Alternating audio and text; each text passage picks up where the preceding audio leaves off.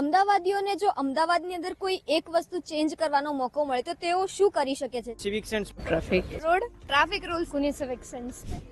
Follow the rules of traffic. Wear the helmet.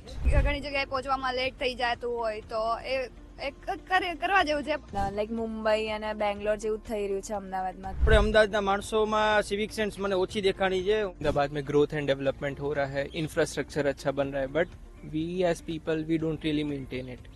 तो I don't want Ahmedabad to change, but I want people to change. અહીંયાના લોકોની civic sense, જ્યાં ત્યાં જેમ મન ફાવે એમ પાન મસાલા ખાઈને થૂકી દે છે.